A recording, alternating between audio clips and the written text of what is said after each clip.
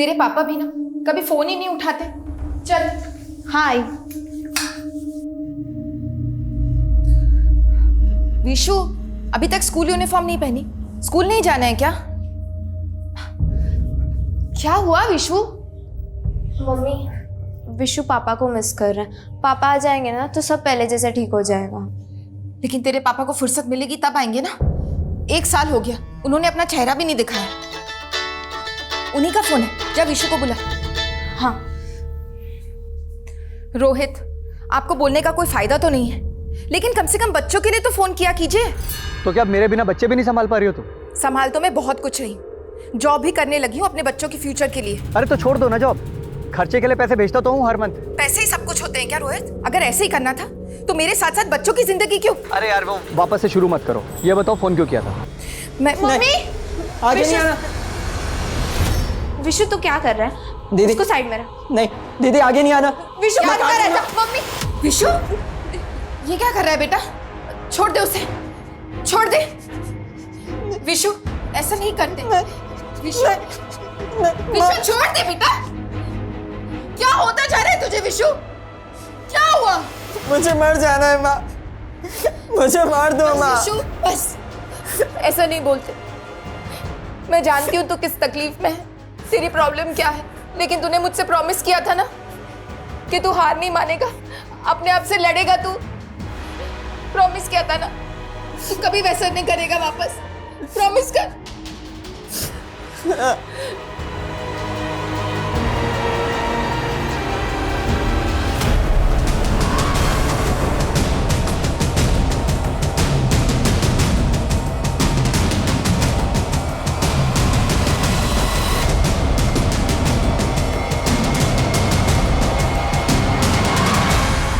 मालिक की मनमानी नहीं चलेगी, नहीं चलेगी, नहीं चलेगी। कोयल को इंसाफ दो, इंसाफ दो, इंसाफ दो। ना इंसाफी मालिक हाय हाय। हाय हाय हाय हाय। कोयल को इंसाफ दो, इंसाफ दो, इंसाफ दो। मालिक की मनमानी नहीं चलेगी, नहीं चलेगी, नहीं चलेगी। कोयल को इंसाफ दो, इंसाफ दो, इंसाफ दो। मालिक की मनमानी नहीं चलेगी। हाय हाय हाय हाय। बहुत हो चुका सत्याग्रह, सब अपने अपने काम पर जाओ, वरना कोई भी काम पर नहीं आएगा। जब तक आप कोयल को वापस काम पर नहीं रखते, हमें से कोई काम नहीं करेगा। आपने इसे काम पर से सिर्फ इसलिए निकाल दिया क्योंकि प्रेग्नेंट है। एक होने वाली माँ को काम करने का हक नहीं होता क्या? ओके, मैं समझौता करने के लिए तैयार हूं। अपनी लीडर को अंदर भेज दो। मैं देखती हूँ क्या कहता है। कोयल तू डरना मत, हम तेरे साथ नाइंसाफी नहीं होने देंगे। मैं आती हूँ।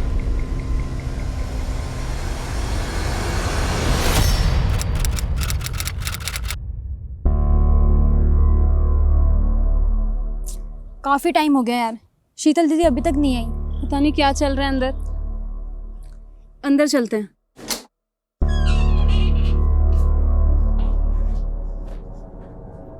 क्या है ये? शीतल दीदी कहाँ है? अरे शीतल दीदी, अरे क्यों शीतल और कोयल के चक्कर में अपने पेट पर लात मारते हो? जाओ अपना काम करो। हमने पूछा शीतल दीदी कहाँ है।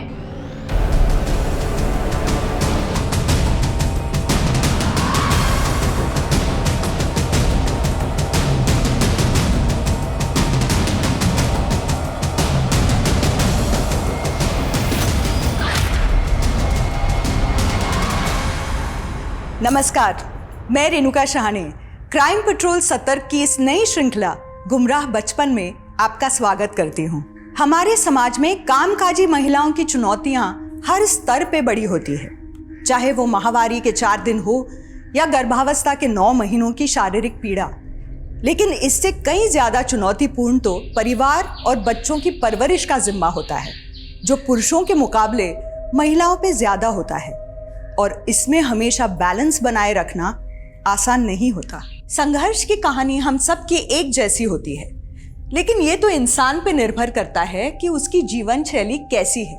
इंसान की एक कमी अक्सर दूसरी कमी को जन्म देती है, और इन कमियों का बढ़ता सिलसिला कभी कभी उस अनचाहे अपराध की ओर ले जाता है, जिसे हम कभी अपने जीवन में स्थान नहीं देना चाहते। लेकिन इस केस की व्यथा एक डरा देने वाला अनुभव है, जो सिर्फ एक इंसान और एक परिवार तक सीमित नहीं है। ये केस आज परिवारों और समाज पे हो रहे उस बुरे असर के प्रति हमें आगाह करता है जो कहीं ना कहीं हमारी लापरवाही और गलती से ही पैदा हो रहे हैं। ये एक ऐसी चेतावनी है जिसे अनसुना करना हमारे परिवार और समाज के लिए बहुत घातक सिद्ध हो सकता है। मामला बहुत ही सेंसिटिव है। इंटेलिजेंस का कहना है कि हमारे डिस्ट्रिक्ट में स्लीपर सेल्स पनप रहे हैं जो किसी भी टेररिस्ट एक्टिविटी को अंजाम दे सकते हैं। हम इसको बिल्कुल भी लाइटली नहीं ले सकते।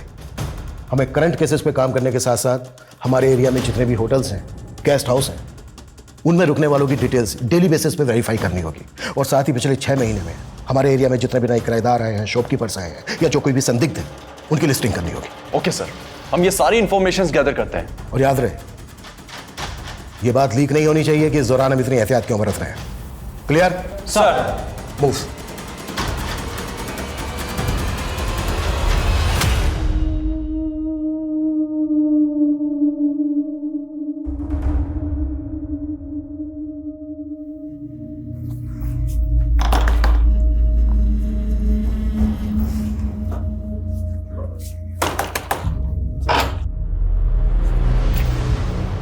नमस्ते अंकल, मैं नितेश की फ्रेंड रिम्मी। बोलो। वो अंकल, नितेश कई दिनों से कॉलेज नहीं आ रहा है, वो यहाँ नहीं रहता, वो दुबई चला गया। क्या? दुबई? लेकिन ऐसे कैसे हो सकता है? उसने तो इस बारे में मुझे कुछ नहीं बताया। तो अब मैं बता रहा हूँ ना, चलो जाओ जाओ यहाँ से। लेकिन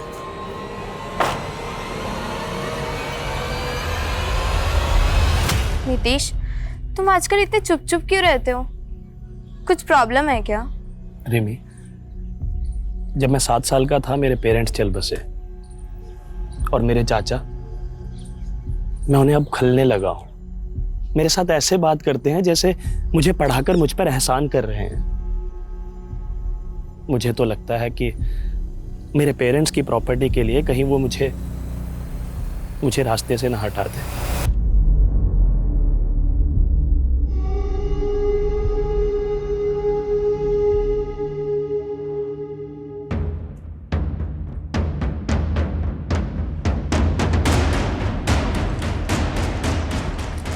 सर, ये वो वही घर है जहाँ पे वो लड़के 3 महीने से रह रहे हैं। उनकी गतिविधि काफी सस्पिशियस है। और सर, अभी 3 दिन पहले इस एरिया में एक कंसाइनमेंट आया हथियारों का। मुझे शक है कि वो हथियार यही लाए गए हैं।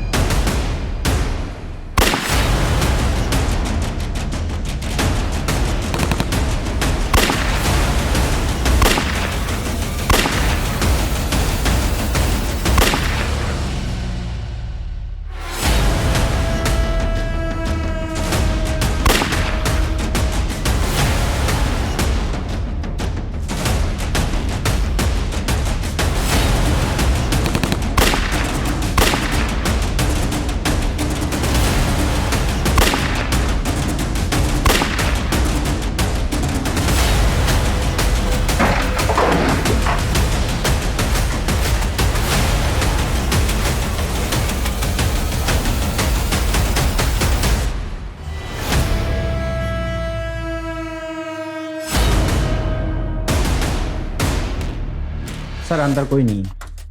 पूरे घर की तलाश लो, देखो कुछ और मिलता है। Okay sir.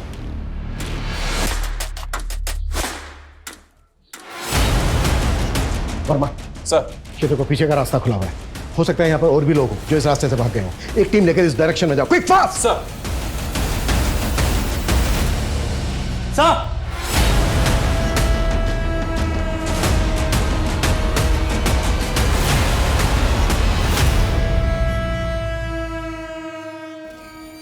इतने हथियार, ये यहाँ कोई टेरर अटैक तो प्लान नहीं कर रहे थे। अच्छे से तलाश लो, देखो कुछ और मिलता है क्या। क्विक।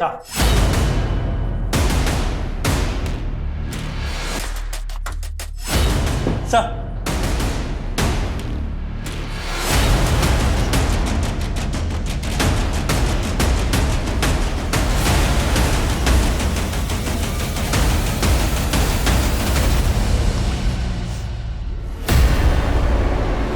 विशु विशु विशु उठ विशु विशु तो ठीक है ना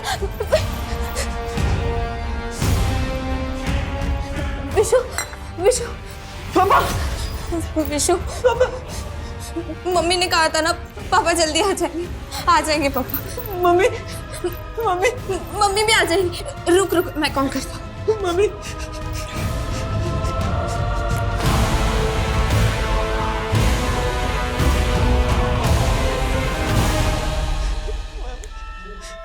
हेलो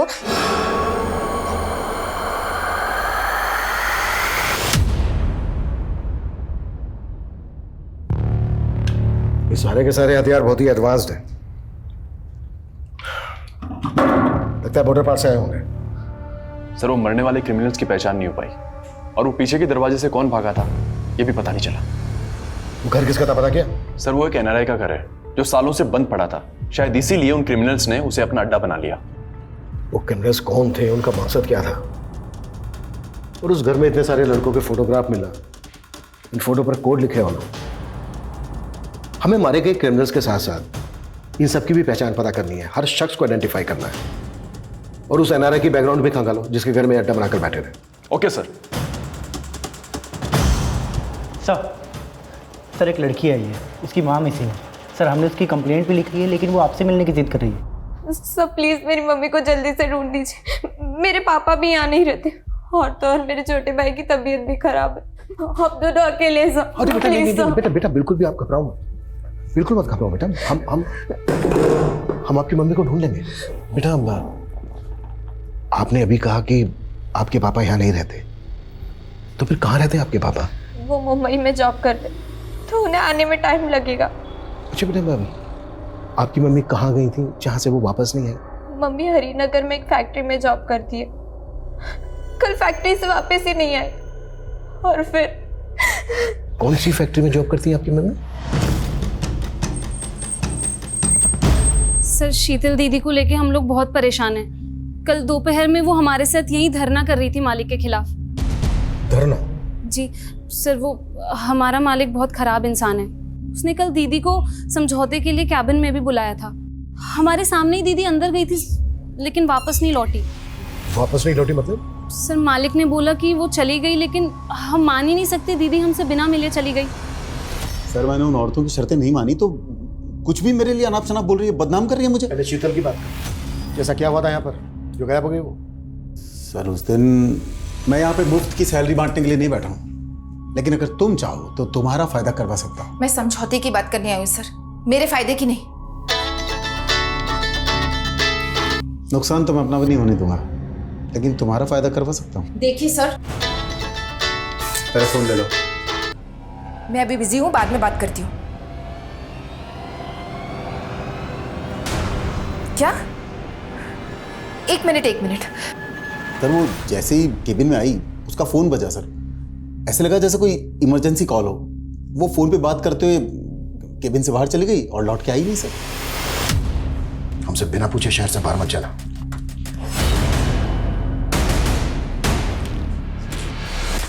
ये आदमी मुझे शक्ल से ही कभी ना लग रहा है।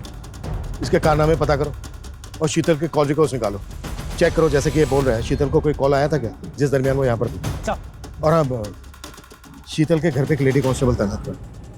उसकी बेटी रिमी बोल रही थी कि वो और उसका भाई घर पे अकेले। Okay sir. विशु प्लीज खा ले, मम्मी आ जाएंगी। नहीं दीदी मुझे नहीं खाना। विशु प्लीज कुछ खा ले। मैंने खाना, मुझे नहीं खाना। विशु रुक प्लीज। विशु पापा बेटा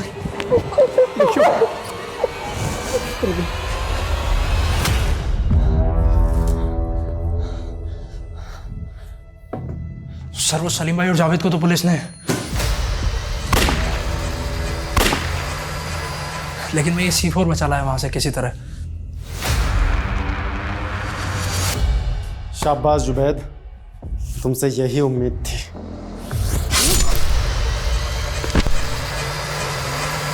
सर उस घर से मिली फोटोज में से ये लड़का आइडेंटिफाई हो चुका है।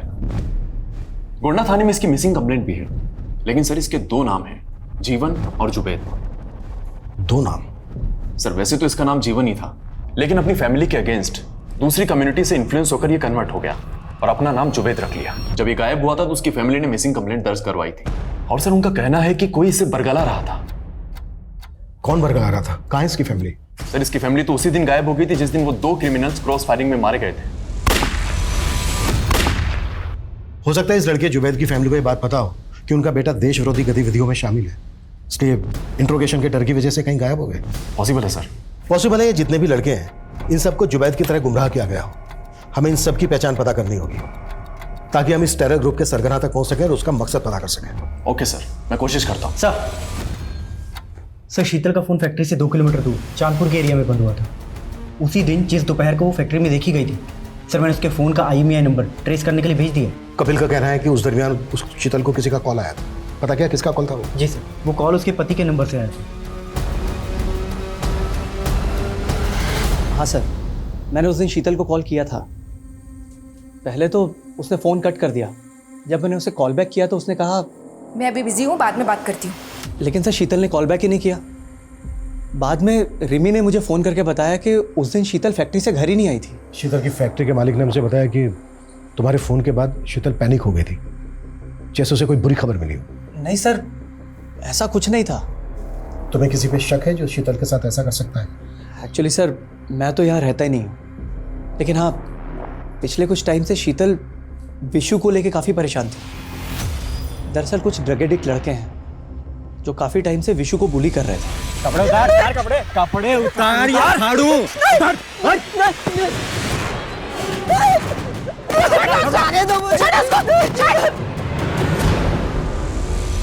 मुझे लगता है उन लड़कों ने ही शीतल के साथ कुछ।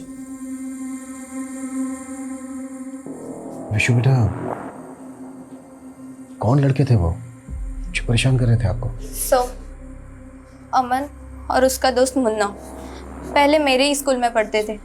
स्कूल में ड्रग्स लेते हुए भी पकड़े गए थे। कहाँ रहते हो? उनका एड्रेस नहीं मालूम। आप हमें ये बता दो कि वो दोनों कहाँ पढ़ते थे, वहाँ से हम पता कर लेंगे एड्रेस। हाँ sir, rainbow high school. Excuse me sir, Chandpur इलाके के तालाब में एक औरत की लाश मिली।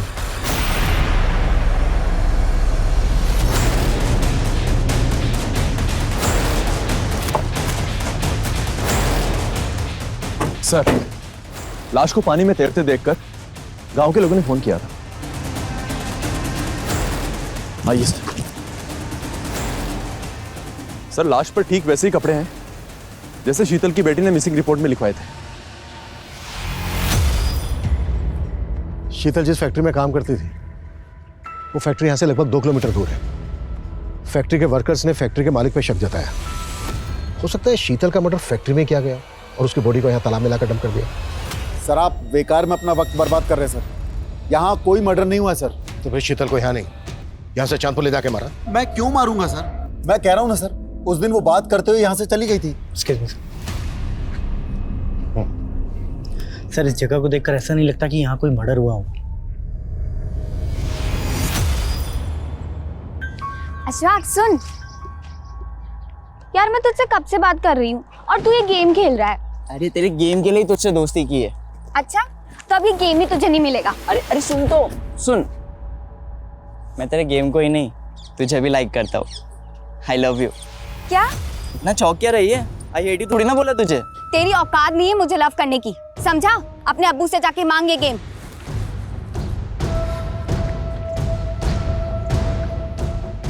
चल आजा मेरे साथ, गेम भी मिलेगा और लड़की भी। पोस्टमार्टम रिपोर्ट के मुताबिक शीतल के सर पर पत्थर के टुकड़ों के ट्रेसेस मिले हैं। मतलब पहले शीतल के सर पर पत्थर से वार किया गया और फिर उसकी बॉडी को तालाब में ले जाकर फेंक दिया गया। सर रिपोर्ट के मुताबिक तो शीतल मौत के पहले सेक्सुअली एक्टिव थी। सर हो सकता है कि उसका किसी ने रेप किया हो और लाश को तालाब में फेंकने की वजह से रेपिस्ट का DNA वाइप आउट हो गया। पोस्टमार्टम रिपोर्ट रेप कंफर्म नहीं करती है। अगर शीतल सेक्सुअली एक्टिव थी तो डेफिनेटली अफेयर चल रहा था उसका किसी के साथ, क्योंकि पिछले 1 साल से उसका पति रोहित मुंबई में था। सर, शीतल के कॉल रिकॉर्ड्स में इस भगत बिष्ट नाम के आदमी का नंबर मिला है। और सर, जिस तरह से शीतल इसे फ्रीक्वेंटली कॉल किया करती थी, सर हो सकता है कि वो अफेयर इन दोनों के बीच में हो। भगत बिष्ट। अब्बू, वीडियो गेम कब दिला रहे हो? पहले परीक्षा में 75% देकर के पास हो जाओ, फिर उसके बाद में जो मांगोगे वो दिलवा देंगे। 75%? इतने तो मेरे बाप के भी नहीं आएंगे कभी। अरे क्या कर रहे हो? बच्चा है। अरे ऊँट जैसा बड़ा हो गया और बच्चा है। अरे बैल जैसी बुद्धि लेकर घूम रहा है, गधा कहीं का। गेम चाहिए इसे, गेम चाहिए। गलती की मैंने, उसकी बात सुन लेनी चाहिए थी। वो मुझे गेम भी दे रहा था और लड़की भी। लड़की? कौन से गुल खिला रहा है तू? कौन भर रहा है तुझे? बोलता क्यों नहीं? ये क्या बोल रहे हैं सर? शीतल का मर्डर हो गया? क्या रिश्ता था तुम्हारा शीतल के साथ? सर, वो मेरी कंपनी में सेल्स ट्रेडर थी और कुछ नहीं। पर शीतल तो हरिनगर के ग्राम सेवा गृह उद्योग में काम करती थी। हाँ सर, वो मेरी कंपनी के लिए पार्ट टाइम और जिस कंपनी की आप बात कर रहे हैं उसके लिए फुल टाइम काम करती थी। कैसा पार्ट टाइम जॉब? सर, मेरी कंपनी कॉस्मेटिक प्रोडक्ट्स बनाती है, तो वो ऑर्डर्स लेके आती थी और बदले में उसे कमीशन दे देता था। हाँ सर, मम्मी कॉस्मेटिक प्रोडक्ट्स भी सेल करती थी। कुछ सैंपल्स भी रखे हैं यहाँ, मैं लेकर आती हूँ। ये देखिए सर। बेटा अभी आप अंदर जाओ, हमें आपके पापा से कुछ बात करनी है। रोहित, हमें पोस्टमार्टम रिपोर्ट से पता चला है कि शीतल सेक्सुअली एक्टिव थी। तुम तो यहाँ रह नहीं रहे थे पिछले 1 साल से, तो क्या शीतल का अफेयर चल रहा था किसी के साथ? ये कैसी बात कर रहे हैं आप सर? शीतल का अफेयर? सर ये हो ही नहीं सकता। शायद किसी ने उसके साथ जबरदस्ती की होगी सर। सर वो मुन्ना और अमन, उन्होंने मेरे विशु को भी मोलेस्ट किया था सर। मैं आपसे कह रहा हूं, आप उन दोनों को पकड़ के अंदर कीजिए सर।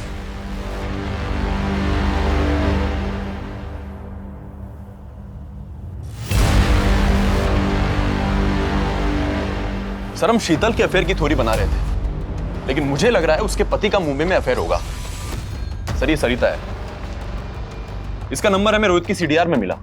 दोनों काफी टच में थे और शीतल की हत्या के 15 दिन पहले से सरिता का नंबर कनाडा में एक्टिव है। सरिता और शीतल के पति रोहित के बीच क्या चल रहा था, ये सब कुछ अच्छे से पता करो। और एक्सक्यूज मी।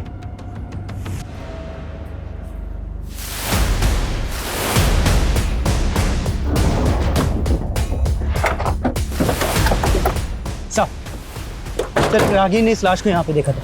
सर, ये उसी लड़के जुनैद की लाश है जिसकी फोटो हमें उन लड़कों की फोटोज में मिली थी। ब्लड सूखा हुआ है, लगता है इसका मर्डर काफी पहले हुआ है।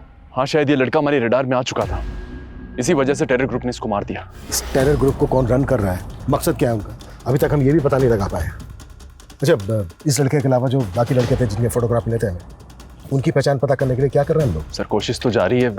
मुझे इस केस की कड़ी जल्द से जल्द जोड़नी है। Okay sir.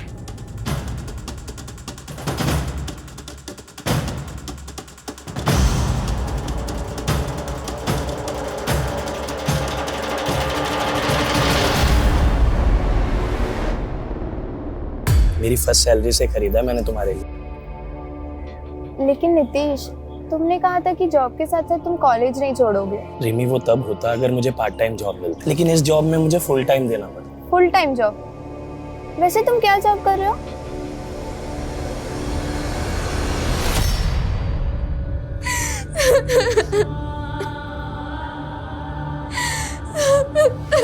सर, मैंने रोहित और सरिता के बारे में मुंबई से पता लगवाया है। सर, वहाँ वो दोनों एक ही फ्लैट में रहते थे और वो भी लिव इन में। मैं शीतल को कोई धोखा नहीं दे रहा था सर, बल्कि शीतल और मैं तो एक दूसरे को डाइवोर्स नहीं, तूने सरिता के लिए शीतल को रास्ते से हटा दिया और फिर सरिता को भेज दिया कनाडा। वो भी इन्वॉल्व थी ना शीतल के मर्डर में? जी नहीं सर। सर, सरिता को कनाडा में जॉब मिल गई थी, इसलिए वो वहां चली गई। शीतल के मर्डर के वक्त तू भी मुंबई में नहीं था। सर, मैं किसी जरूरी काम से दिल्ली गया हुआ था और मेरा यकीन कीजिए सर, शीतल और मैं सच में एक दूसरे से डाइवोर्स लेना चाहते थे। मैं जानती हूँ हमारे बीच झगड़े होते हैं, लेकिन मैंने आज तक आपके साथ कभी बेवफाई नहीं की, हमेशा अपने रिश्ते को सुधारने की कोशिश की है। लेकिन आप है कि कभी... अब मैं तुम्हें इस रिश्ते से आजाद कर रहा हूं। डाइवोर्स दे दो मुझे। शीतल नहीं चाहती थी कि इसका असर हमारे बच्चों पे पड़े, इसलिए बिना डाइवोर्स के ही हम दोनों अलग हो गए। यही सच है सर। शीतल का सच तो उसी के साथ मर गया, लेकिन अब तू सच बोलेगा। एक सच बता, शीतल के साथ फोन पे क्या बात हुई थी तेरी? तूने जानबूझकर शीतल को बाहर बुलाया और मरवा दिया उसको? ये सच नहीं है सर, बल्कि सच तो यह है कि सरिता मुझे छोड़ के कनाडा चली गई और अब मैं शीतल की जिंदगी में वापस आना चाहता था सर। ये दुख की बात है कि मैं शीतल को ये कह ही नहीं पाया। शीतल लंबे समय से अपनी शादीशुदा जिंदगी को सफल बनाने की कोशिश कर रही थी, लेकिन दो लोगों का रिश्ता कभी एक की कोशिश से नहीं सुधर सकता। क्या शीतल की हत्या इस असफल रिश्ते का अंजाम थी? क्या शीतल का गुनहगार उसका पति था, या शीतल के उस साहस को आघात पहुंचाया गया था जहां वो अपने बॉस कपिल के अन्याय के खिलाफ आवाज उठा रही थी, या ये उस कोशिश का दुखद परिणाम था जहां शीतल मुन्ना जैसे ड्रग पेडलर के खिलाफ खड़े होकर युवा पीढ़ी को ड्रग्स के अंधकार से दूर रखना चाहती थी? लेकिन इन एंगल्स के अलावा नितेश के गायब होने का रहस्य भी अभी तक अनसुलझा था। वहीं पुलिस ने एक टेरर ग्रुप के खिलाफ भी एक मुहिम छेड़ी हुई थी और इसमें ऐसे कई खुलासे होने वाले थे जो चौंकाने वाले थे। सर, जिन लड़कों की फोटोज हमें मिली है उनमें से ये एक लड़का नितेश इसी इलाके में रहता है। शीतल की बेटी रिम्मी के साथ पढ़ता है और शीतल के घर इसका काफी आना जाना भी था। हाँ सर, नितेश मेरा अच्छा दोस्त था। मैं काफ़ी दिनों से उसके बारे में पता करने की कोशिश कर रही थी, लेकिन कुछ पता नहीं चला। हमें शक है कि नितेश एक टेरर ग्रुप से जुड़ा था। नहीं सर, वो तो बोलता था कि उसे अपने चाचा से खतरा है। उसके चाचा ने उसके पेरेंट्स की सारी प्रॉपर्टी हथिया ली थी।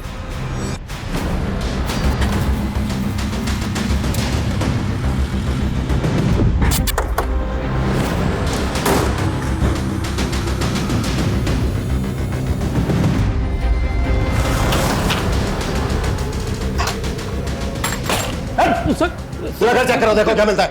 क्या हुआ सर? क्या हुआ? टेरर ग्रुप के लिए काम करता है नितेश। कहाँ है वो? वो तो दुबई में है सर। क्या ढूंढ रहे हैं आप? वो चाचा, मेरा पासपोर्ट रखा था यहाँ पर। पासपोर्ट? लेकिन क्या करेगा पासपोर्ट का? चाचा, वो मेरी दुबई में जॉब लगी है इसलिए। सीधे सीधे बोल, तू और नितेश किसके लिए काम करते हो? किसी के लिए काम नहीं करता सर। अगर घर में कुछ नहीं मिला। तुझे याद दिलवाते हैं हम सब कुछ। मनीष, लेके चलो इसको। चलिए। क्या हुआ बे, खाना क्यों नहीं खा रहा है? आपके मार से पेट भर गया। तो क्या हुआ, अब्बू है तुम्हारे? हाँ तो फिर भी गेम नहीं दिला रहे ना। कोई नहीं, ये जमीन जायदाद तो दादू की है ना, मुझे मेरा हिस्सा चाहिए इसमें से। हिस्सा? ये कौन सा बर रहा है तेरे दिमाग में? पानी पीजिए। क्या हुआ? क्या हुआ? क्या हुआ आपको?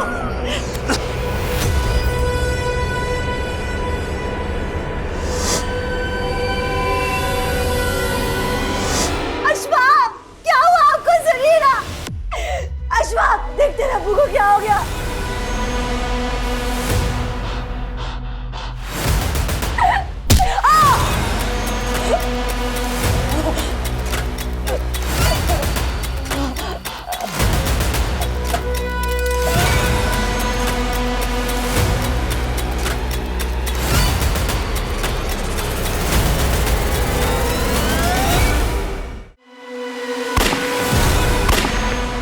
इतने हथियार? ये यहाँ कोई टेरर अटैक तो प्लान नहीं कर रहे थे? सर प्लीज मेरी मम्मी को जल्दी से ढूंढ दीजिए, कल फैक्ट्री से वापस ही नहीं आए। सर, लाश पर ठीक वैसे ही कपड़े हैं जैसे शीतल की बेटी ने मिसिंग रिपोर्ट में लिखवाए थे। पोस्टमार्टम रिपोर्ट रेप कंफर्म नहीं करती है। अगर शीतल सेक्सुअली एक्टिव थी, डेफिनेटली अफेयर चल रहा था उसका किसी के साथ। सर, ये हो ही नहीं सकता। शायद किसी ने उसके साथ जबरदस्ती की होगी सर। ये उसी लड़के जुनैद की लाश है जिसकी फोटो हमें उन लड़कों की फोटोज में मिली थी। मुझे इस केस की कड़ी जल्द से जल्द जोड़नी है।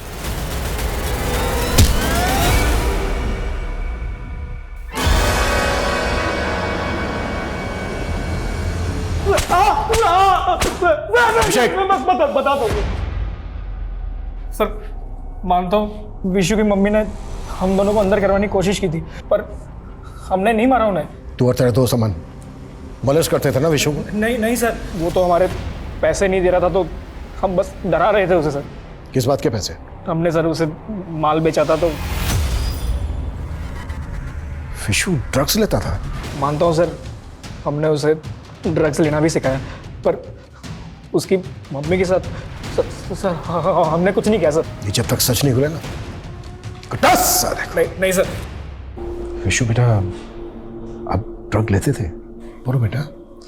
सर, विशु ने उस दिन के बाद से कभी ड्रग्स नहीं ली। विशु बेटा, ये तो बहुत अच्छी बात है, लेकिन बेटा अमन का पता नहीं चला है हमें अभी तक। आपको पता है कहाँ है अमन?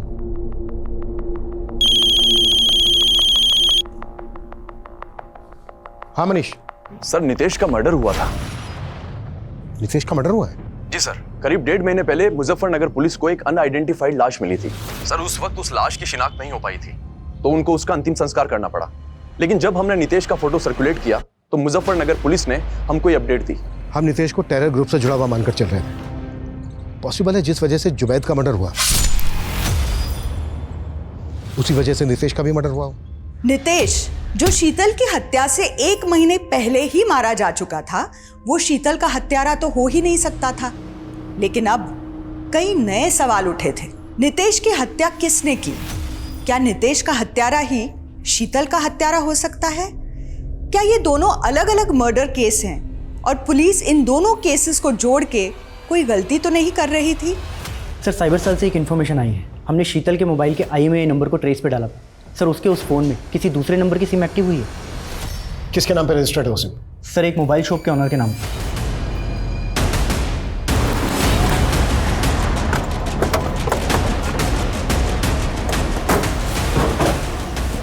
सर, मैंने तो ये फ़ोन बेचने के लिए ख़रीदा था। ये टूटा हुआ था, मैंने इसे रिपेयर किया और सिर्फ चेक करने के लिए अपनी सिम डाली थी, बस सर। किससे खरीदा था? एक कचरा बीनने वाला था, उसने कहा कि उसे ये फ़ोन कहीं पड़ा हुआ मिला था, मैंने सस्ते में खरीद लिया सर। कहाँ है वो? मुझे नहीं मालूम सर। सर, मैंने इससे पहले उसे कभी नहीं देखा। चल थाने चल, सब पता चल जाएगा। नहीं सर। अभिषेक चल। सर, लेकिन मैंने क्या किया?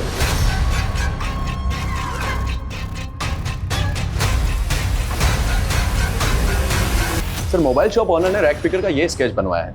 कहना मुश्किल है कि ये आदमी एग्जिस्ट भी करता है। वो शायद हमें घुमा रहा है। नितेश के चाचा के खिलाफ भी कुछ नहीं मिल रहा है। क्या शीतल का मर्डर केस वाकई में टेरर ग्रुप से कनेक्टेड हो सकता है? सर, नितेश के केस में एक और बात बड़ी अटपटी है। नितेश का फोन ऑफ हुआ था सहारनपुर के जमुना मार्केट के आसपास, और उसकी लाश मिली मुजफ्फरनगर में, जो यहाँ से काफी दूर है। अगर हम ये मान लें कि नितेश को मारने के बाद उसकी लाश को मुजफ्फरनगर में डंप किया गया और फोन बंद हुआ था उसका जमुना मार्केट में, मतलब हो सकता है नितेश का मर्डर जमुना मार्केट के आसपास ही हुआ हो। वर्मा, जमुना मार्केट के आसपास जितने भी CCTV है सब खंगालो, लीड वहीं से मिलेगी। Okay sir. सर, ये कॉस्मेटिक बिजनेस वाला भगत बिष्ट, सर, ये अपना ऑफिस बंद करके पता नहीं कहाँ भाग गया। व्हाट? ज्योति नगर में अकेला रहता था और अब इसके घर पे भी ताला लगा हुआ। हम मान कर चले थे कि शीतल के साथ उसका अफेयर और वो बैकग्राउंड खंगालो इसके। सर, बेटा, तुम लोग सोच रहे थे कि तुम्हारे पापा मुंबई जॉब के लिए गए, लेकिन मैं तुम लोगों से बहुत दूर चला गया था बेटा, अलग हो गया था। मैं मानता हूं मैं भटक गया था, लेकिन ये सच है कि बेटा मैं तुम लोगों के पास वापस आना चाहता था। काश कि मैं पहले वापस आ जाता तो ये सब कुछ होता ही नहीं। अपने पापा को माफ कर दो।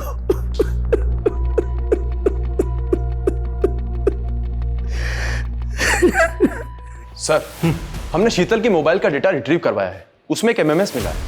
ले करो। श्योर। सर, ये MMS करीब 2 महीने पहले शीतल के नंबर पर एक फेक आईडी के नंबर से भेजा गया था। इसमें लड़के और लड़की दोनों का फेस मिला। अगर ये MMS फेक आईडी के नंबर से भेजा गया है तो क्या शीतल को कोई ब्लैकमेल कर रहा था? लेकिन सर, इस वीडियो को देखकर ये क्लियर नहीं है कि ये शीतल ही होगी। अगर ये शीतल नहीं है तो फिर ये दोनों हैं कौन?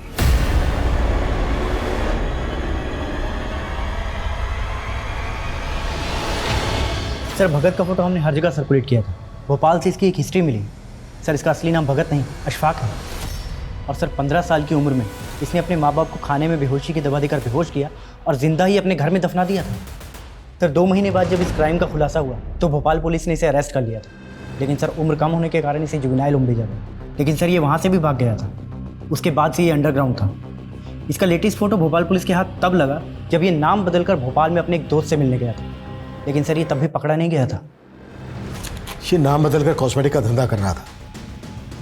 एक हिस्ट्री शीटर के पास इतना सारा पैसा, जाहिर सी बात है इसने इससे पहले भी बड़े बड़े कांड किए होंगे। इसका जो भोपाल का दोस्त है उसका पता करो, हो सकता है अभी भी उसके टच में हो। साहब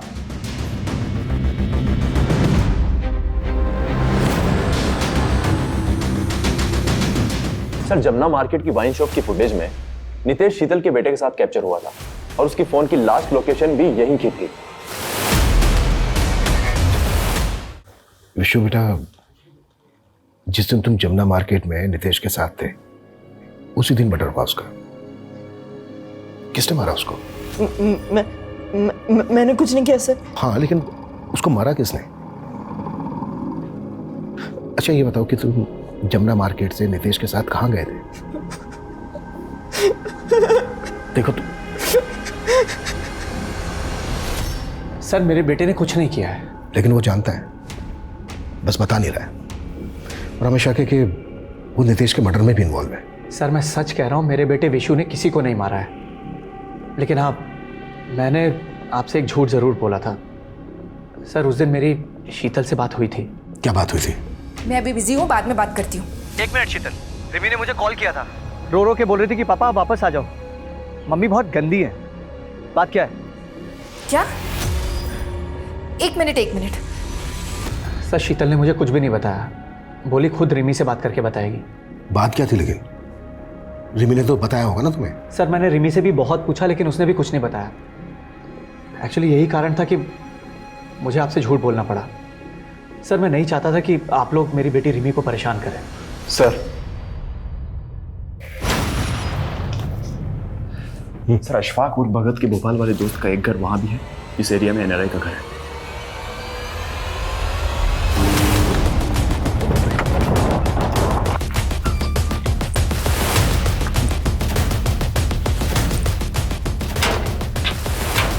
तोड़ो।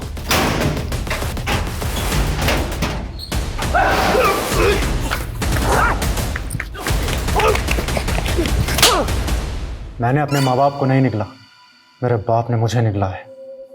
ऊंट, गधा, बैल बुद्धि। अरे बच्चे के पढ़ाई में नंबर कम आते थे तो क्या एक वीडियो गेम नहीं दिला सकता था? तूने सिर्फ एक खिलौने के लिए अपने माँ बाप को मार डाला? नहीं, कहानी इतनी छोटी भी नहीं थी। देखा, अपने पापा से गेम मांग के तुझे क्या मिला? बोल रहा हूँ ना मैं, चल मेरे साथ। गेम लड़की क्या है, तू जो मांगेगा सब कुछ मिलेगा। वो बागी मुझे अपनी गैंग में शामिल करना चाहता था। वो बोला कि कौन से माँ बाप अपने बच्चे को इस तरह से पीटते हैं, तो फिर मैंने अपने माँ बाप को मार दिया। बाल सुधार गृह से भी वो बागी मुझे भगा कर ले गया। 18 साल की उम्र में मुझे तमंचा थमा दिया। उसी तमंचे से मैंने एक सुनार का सर खोला और अपनी गैंग के साथ मिलकर सारा सोना लूट लिया था। बड़ा हुआ तो सरगना बन गया उनका। जिस तरह उस बागी ने तुझे गुमराह किया था, तू भी बच्चों को गुमराह करने लगा। और वो एनआरआई का खाली घर देख के अड्डा बना लिया वहां पे अपना। हाँ, और जब आप लोगों ने वहां रेड मारी तो जुबैद सारा माल बचा करके मेरे पास आ गया। लेकिन मुझे शक था कि कहीं आप लोगों ने उसे देख लिया होगा, तो बस मैंने उसे भी खत्म कर दिया।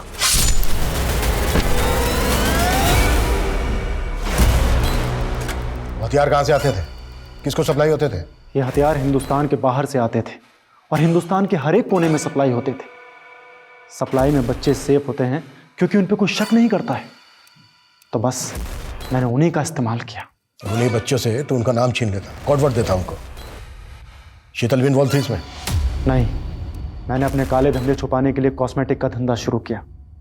शीतल तो वहाँ ट्रेडर बनकर आई थी और अपना दिल मुझे गिरवी दे बैठी। बस मैं शीतल में अपने बचपन की गर्लफ्रेंड गुड़िया का अक्स ढूंढता रहा। नितेश कैसे आया तेरे ग्रुप में? वो तो ज़रूरत का मारा था बेचारा। जब शीतल ने मुझे उसकी जॉब के लिए कहा तो मैंने उसे दुबई जाने का लालच दिया। बस फिर क्या था, वो मेरे सारे काले धंधे करने लगा और मैं शीतल के साथ मज़े करने लगा। भगत, हम शायद गलत कर रहे हैं। जो चीज़ अच्छी लगे वो कभी गलत नहीं हो सकती है शीतल। और वैसे भी तुम्हारे पति ने तो तुम्हें छोड़ ही दिया है, तो जब वो ये कर सकता है तो तुम क्यों नहीं? वो मुझसे हिचक रही थी, लेकिन अपनी बेटी के बॉयफ्रेंड को अपना सब कुछ दे बैठी। शीतल और नितेश के बीच शारीरिक संबंध थे? अभी तो नितेश की जल गई थी। उसी कमीने ने मेरा और शीतल का वीडियो बना लिया था। देख लिया वीडियो? इस बार तो फेसेस ब्लर किए हैं। अगर तूने भगत को नहीं छोड़ा, अगली बार बिना ब्लर किए तेरी वीडियो वायरल कर दूंगा। शीतल ने मुझे सब कुछ बता दिया था। अगर वो वीडियो वायरल हो जाता तो मेरे सारे काले धंधे बाहर आ जाते। तभी मैंने उसे खत्म करने की सोची, लेकिन वो मेरी आंखों से ओझल हो गया। फिर मैंने एक ट्रैप रचा। ये नितेश तेरी मम्मी को ब्लैकमेल कर रहा है। मेरी बात जरा ध्यान से सुन। तुझे अपने बेटे होने का फर्ज निभाना है। किसी भी तरह से उस नितेश को अपने साथ ले आ, बाकी सब मैं देख लूँगा। और फिर जब वो नितेश को अपने साथ शराब पीने के बहाने लेकर आया तो मैंने नितेश को खत्म कर दिया। तो शीतल को भी तूने? नहीं, शीतल को मैंने नहीं मारा। मुझे लगता है कि उसके पति को उसके बारे में सब कुछ पता चल गया था, तो शायद उसी ने उसको। अगर तूने सर, एक मिनट। सर, शीतल की फोन की मैसेज हिस्ट्री मैंने रिट्रीव की। ये देखिए सर, रिमी और शीतल के बीच हत्या वाले दिन ये सारे मैसेजेस पास ऑन हुए थे।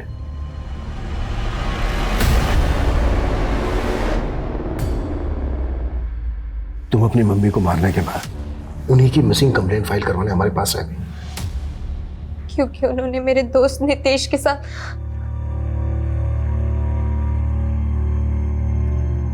मम्मी, मम्मी,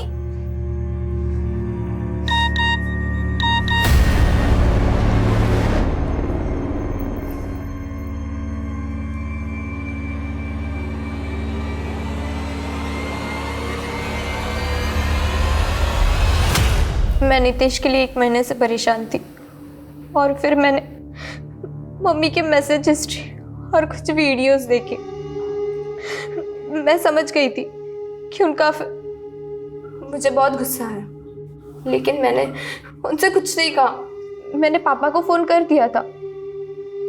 फिर पापा ने मम्मी को कॉल किया और मम्मी मुझे कॉल कर रही थी, पर मैंने उनका फ़ोन नहीं उठाया। तो उन्होंने मुझे मैसेज किया, मैसेज करके फैक्ट्री के पास चांदपुर बुलाया। बोली वही बात करेंगी मुझसे।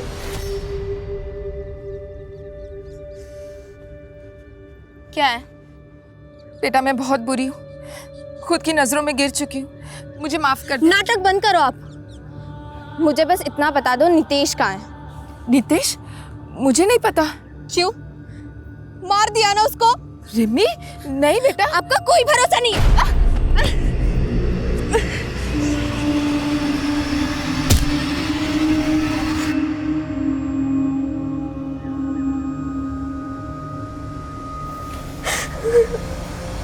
बच्चों को सही परवरिश देना शायद दुनिया का सबसे कठिन काम है। खुशहाल परिवार की परिभाषा स्वस्थ और सफल बच्चों के बिना कभी पूरी हो ही नहीं सकती। और फैमिली डिस्फंक्शनल हो तो वहां बच्चों के भटकने की संभावना कहीं ज्यादा होती है। शीतल और उसके पति से भी यही चूक हुई। अपनी फिजिकल और इमोशनल नीड्स को पूरा करने की उनकी मृग तृष्णा उन्हें तो ले डूबी ही, पर उनके बच्चे भी अपराध के अंधकूप में खो गए। एक सजग माता पिता को हर पल ये ध्यान रखना पड़ता है उनके बच्चे किसके संग उठते बैठते हैं, वो क्या देखते पढ़ते हैं, सोशल मीडिया पे उनकी गतिविधि, उनके डिजिटल फुटप्रिंट्स क्या हैं। अगर आप माता पिता हैं तो सोचिए, जितना वक्त आप अपने बच्चों को दे रहे हैं, क्या वो पर्याप्त हैं? क्या वो सही राह पे हैं? क्योंकि parenting is a 24 hour job. ये दुनिया का सबसे अहम और जिम्मेदारी भरा काम है। ये पार्ट टाइम जॉब तो हो ही नहीं सकता। तो अब मैं रेणुका शाहणे आपसे विदा लेती हूँ। कल फिर मिलेंगे ऐसी एक कहानी के साथ, जो रखेगी आपको सतर्क और जिंदगी को सुरक्षित। तब तक अपना और अपने परिवार का ख्याल रखिए और देखते रहिए क्राइम पेट्रोल सतर्क। जय हिंद।